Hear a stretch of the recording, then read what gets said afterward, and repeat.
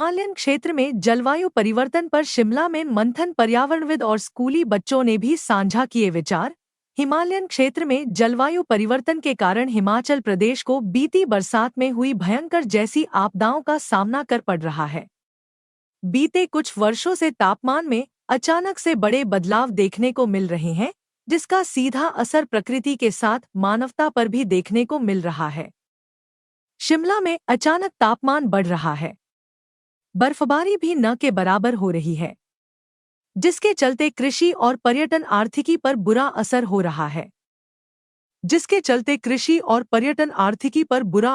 रहा है।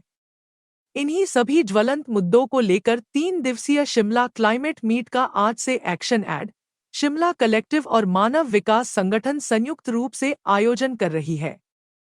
सेमिनार में विषय विशेषज्ञों के अलावा शिमला के स्कूली बच्चे भी हिस्सा ले रहे हैं। 21 मार्च तक चलने वाले इस सेमिनार में पर्यावरण में हो रहे बदलाव पर मंथन होगा। शिमला कलेक्टिव संस्था की सदस्य उमा महाजन ने कहा कि इसमें 3 दिनों के दौरान जलवायु परिवर्तन और उसके कारण पैदा हो रही परिस्थितियों को लेकर विचार विमर्श किया जाएगा। इस सम्मेलन का उद्देश्य लोगों को इस विषय में जागरूक करना है। विचार विमर्श के बाद ड्राफ्ट रेजोल्यूशन तैयार कर सरकार को दिया जाएगा। सेमिनार के पहले दिन बच्चों ने भी अपने विचार साझा करते हुए कहा कि पर्यावरण में बदलाव मानवीय भूल का नतीजा है। बेतरतीब निर्माण के चलते प्रकृति को नुकसान हो रहा है, जिसका असर मानवता पर भी हो रहा है। इसको लोगों को जागरूक होने की आवश्यकता है। आर्थिकी को भी नुकसान हो रहा है। शिमला में उस तरह बर्फ नहीं गिर रही और पर्यटक नहीं आ रहा है। बरसात की आपदा में प्रदेश को बड़ा नुकसान हुआ है। क्लाइमेट चेंज से कृषि पर भी असर पड़ रहा है। लोगों की गलतियों के कारण बड़ा नुकसान प्रदेश को हो रहा है। इसमें भाग ले रहे हैं, अपने परिचय के साथ। मैं उमा महाजन, शिमला कलेक्टिव एक समुदाय डेमोक्रेटिक प्लेटफॉर्म है शिमला के सिटीजन्स का, जिसमें और हम एक्शन एड के सौजन्य के साथ एक क्लाइमेट मीट, जिसमें आप अभी निमंत्रित हो, का उद्घाटन आज हुआ है। इसमें हमारी चर्चा क्लाइमेट के ऊपर रहेगी, क्लाइमेट क्राइसिस के, और ख़ासकर जो आपदा के बाद क्लाइमेट के कंसर्न्स उभर के आए हैं उन पे रहेगी। इस मीट में 4 हिमालय पर्वतीय क्षेत्र के राज्यों के सदस्य आए हैं। हमारा ज़्यादा फोकस रहा है कि हम मैक्सिमम स्टेक होल्डर, हितधारक कम्युनिटी के स्टेक होल्डर्स को इसमें इन्वॉल्व करें। और स्कूल के बच्चे आए हैं, शिमला के स्कूल के बच्चों को हमने निमंत्रण दिया। उनका रिस्पांस बहुत ही बढ़िया रहा है क्लाइमेट के ऊपर। तो इस क्लाइमेट मीट को हम बच्चों, शिमला के बच्चों को डेडिकेट करना चाहते हैं। इसमें चर्चा रहेगी प्रोफेसर्स की, इंटेलेक्चुअल्स की, स्टेक होल्डर्स की, और हम चाहेंगे, हमारा मकसद ये है कि इसके बाद एक हम ड्राफ्ट रेजोल्यूशन निकाल के सरकारों तक पहुंचाएं, लोगों तक पहुंचाएं। हमारा मकसद है मैक्सिमम आउटरीच और अवेयरनेस इस पे। मैम, अगर बात करें जिस तरह से ग्लोबल वार्मिंग एक बहुत बड़ी समस्या आज के समय में बन चुकी है, और अगर बात करें ओजोन लेयर में भी जिस तरह से डैमेज लगातार हो रहा है, तो how do you see how we can prevent it, और भविष्य में ताकि इस तरह की समस्याएं ना हो, क्योंकि ये कहा जाता है ये जो समस्या है क्लाइमेट चेंज की, ये मैन मेड है, तो इसको लेकर किस तरह से हाउ डू यू सी? बिल्कुल जी, एक डिस्टर्बेंस जो होती है, जो अशांति होती है प्रकृति में, वो नेचुरल है, वो तो डायनामिक और अलाइव है। लेकिन एक डिस्टर्बेंस के बाद जो नतीजे आते हैं, उसके आधार पे हम डिसाइड कर सकते हैं कि ये आपदा है और किस ढंग की आपदा है। जो हिमाचल में हुआ पिछले साल, वो ये इसमें कोई डाउट नहीं है, कोई दो राय नहीं है कि ये एक मैन मेड डिज़ास्टर है। अब मैन मेड डिज़ास्टर को कैसे कम किया जा सकता है, उसको मिटिगेट कैसे करें, उसके बाद पुनर्निवास कैसे किया जाए। हमारा मानना है कि जो हितकार कम्युनिटी है उनकी भागीदारी के बिना ये नहीं हो सकता। उनकी ज़मीनें, उनकी प्रकृति, उनका माल, उनके घर, उनके पुराने संबंध बिल्कुल ही उजड़ गए हैं, वो तो रेफ्यूजी बन गए हैं। तो हम चाहते हैं कि सरकारें, पॉलिसी मेकर्स, नेताज और मेनली जनता की आवाज़ इस मुद्दे को रिस्पॉन्सिबिलिटी से उठाए, रिस्पॉन्सिबिलिटी से रिस्पॉन्ड करे और lifestyle changes, rejection of fossil fuel made products in the market, ऐसी इनिशिएटिव्स को हम एक्सप्लोर करना चाहेंगे।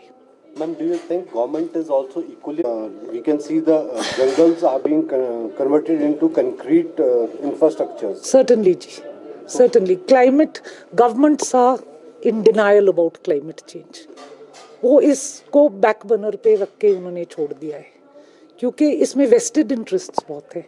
अब तक जो रिसर्च आया है क्लाइमेट चेंज के ऊपर, वो जो ज़मीन पे हो रहा है और जो चार्ट्स और ग्राफ्स में हमें दिया जा रहा है उसमें बहुत अंतर्गत है।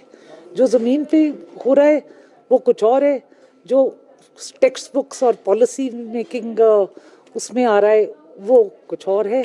तो ये सर्टनली एक जो हमारा डेवलपमेंट का मॉडल है, ये मैं उसको जिम्मेदार ठहराती हूँ।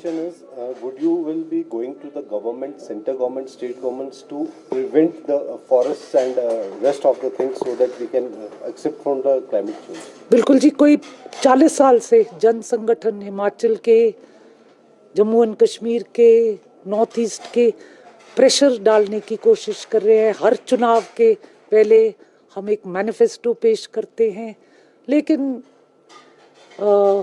इसका इतना असर नहीं पड़ पाया है। जैसे मैं कह रही थी, स्टेक्स आर वेरी हाई। जिन लोगों ने इन्वायरमेंट को एक रिसोर्स बैंक समझ के उसमें इन्वेस्ट किया है, वो एक बहुत पावरफुल मनी पावर, उनके पास शक्ति है, उनके पास पॉलिसी मेकिंग मैकेनिज्म्स को ट्विस्ट करने की शक्ति है। उनसे हमें लड़ना पड़ेगा। जन आंदोलन ही एक इसके लिए आंसर है। थैंक यू जी। कि आप लोगों को पता ही है कि पिछले साल हमने अगस्त में और सितंबर में बहुत ही बारिश का एक्सपीरियंस किया था, तो इसकी वजह से बहुत सारा नुकसान तो हुआ ही है। लेकिन उस वक्त भी जो लोगों का कहना था वो यही था कि शुक्र है कि हम बच गए। दे डिडंट थिंक कि why these all things are happening, और क्यों हो रही है। तो हमने इस बारे में हमें जागरूक होना चाहिए कि हमेशा अपने बारे में ना सोचे, कभी औरों के बारे में भी सोचे, चाहे वो जानवर है, चाहे वो एनवायरनमेंट है, चाहे वो कोई और लोग हों। क्योंकि जो भी है, मतलब हम सब एक ही समाज में रहते हैं, हम सब एक ही उसमें रहते हैं, तो इसलिए सबको एक साथ चलने की वो होनी चाहिए। और अगर हम देखें तो एनवायरनमेंट है जो वो डिग्रेड होता जा रहा है, और इसका मेन कारण ह्यूमन बींग्स ही है। Because of the increasing use of fossil fuels, the environment is degrading, carbon dioxide increase हो रहा है, जिसकी वजह से ग्लोबल वार्मिंग हो रही है, ग्लेशियर्स मेल्ट हो रहे हैं। और इसी चीज़ को हमने क्या करना है कि हमने लोगों को सेंसिटाइज करना है, हमने पीपल को अवेयर करना है कि कैसे हम इन चीज़ों को बचा सकते हैं और कैसे हम अपने एनवायरनमेंट को बचा सकते हैं। और जैसे कि कुछ उदाहरण मैं देना चाहूँगी कि हम जहाँ एक मतलब गाड़ी, जहाँ बहुत सारी गाड़ियों का इस्तेमाल हो रहा है, वहाँ हम कारपूल का यूज़ करके, एक पब्लिक ट्रांसपोर्ट का यूज़ करके हम अपने एनवायरनमेंट को बचा सकते हैं। हम एफॉरेस्टेशन करके हम अपने एनवायरनमेंट को बचा सकते हैं, और ज़्यादा पेड़ ना काट के हम अपने एनवायरनमेंट को बचा सकते हैं। ये मतलब पिछली साल की बात नहीं है, जो भी एनवायरनमेंट चेंजेस हो रहे हैं, अनइवन पैटर्न हो रहे हैं रेनफॉल के, और जो सारी ये घटनाएं हो रही है उसकी वजह हम खुद है। बिकॉज हमने एनवायरनमेंट को इतना ज़्यादा डिग्रेड कर दिया है, इतना ज़्यादा इसको यूज़ कर दिया है, इतने ज़्यादा एमिशन ऑफ फॉसिल फ्यूल्स हम कर रहे हैं। तो उसकी वजह, ये मेन रीज़न है ह्यूमंस, जिसकी वजह से ये सारी चीज़ें हो रही है। आपको क्या लगता है किस तरीके से इस पर रोक लगाई जा सकती है? क्या खुद जागरूक होना पड़ेगा, यूथ को जागरूक करना पड़ेगा? इसके लिए पहले हमें तो खुद जागरूक होना पड़ेगा। हमें जब हमें खुद में चेंज आएगा तभी हम किसी को इंस्पायर कर सकते हैं कि इन्वायरमेंट को कंजर्व करना कितना इंपॉर्टेंट है। बिकॉज जब तक हम खुद से इनिशिएटिव ना ले तब कि हमें कैसे इन्वायरमेंट को कंजर्व करना है तब तक हम दूसरों को नहीं बोल सकते। इसलिए हमें पहले चेंज विद इन लाना पड़ेगा। उसके बाद हम अवेयरनेस प्रोग्राम कर सकते हैं, कंजर्वेशंस कर सकते हैं, पेड़ लगा सकते हैं। इस तरीके से हम इन्वायरमेंट को प्रोटेक्ट कर सकते हैं। अगर मैं देखूं for future, according to me, हमको तो पहले सबसे पहले मैं स्टार्ट करती हूँ घर से। जो हमारी जो घर बनाने की टेक्निक है वो हम नहीं करते, कुछ भी चीज़ हम मेजर नहीं करते हैं उसमें। एक होता है ना प्रॉपर इंजीनियरिंग वाले वे से हम बनाएं तो दैट इज़ ओके। बट मैं एग्जांपल देती हूँ और फिर आपको समझा सकती हूँ। मतलब लास्ट हमने देखा कि धामी में एक जो है 5 मंजिला मकान गिरा है। तो क्या आपको पता है वो क्यों गिरा है? मतलब जिस तरीके से वो बनाया था, जिस तरीके का वो था, मतलब एक प्रॉपर प्लानिंग नहीं थी। मतलब अगर हम प्रॉपर प्लानिंग के साथ चलेंगे, हमें सिर्फ देखना है कि हमारा बजट कितना है, not about only budget, it's all about हमारा नेचर जो है, हमारे साथ जो चीज़ें चलती हैं उसके बारे में भी देखना पड़ेगा।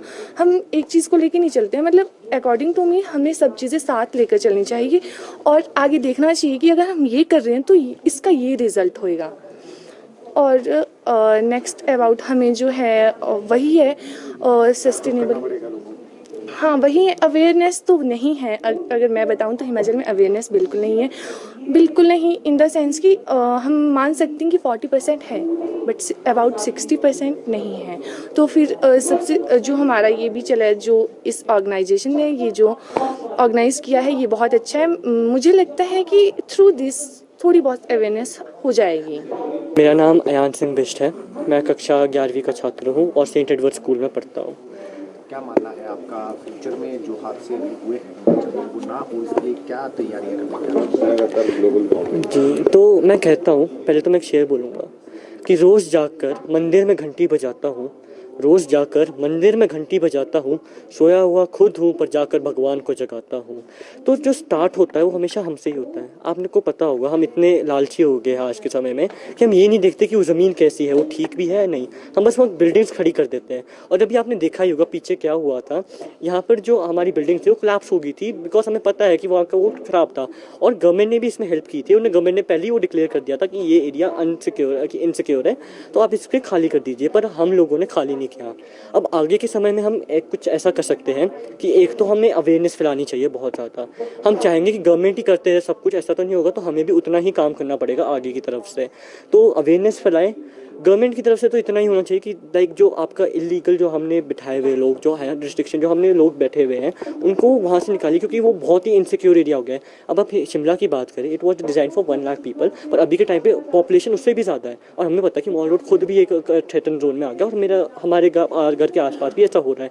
तो मैं ये कहता हूँ कि गवर्नमेंट और लोगों को साथ में मिलकर काम करना पड़ेगा ताकि हम कल के लिए हमारा जो फ्यूचर है उसको हम ज़्यादा सिक्योर कर पाएँ। और ये मैं थैंक यू सो मच।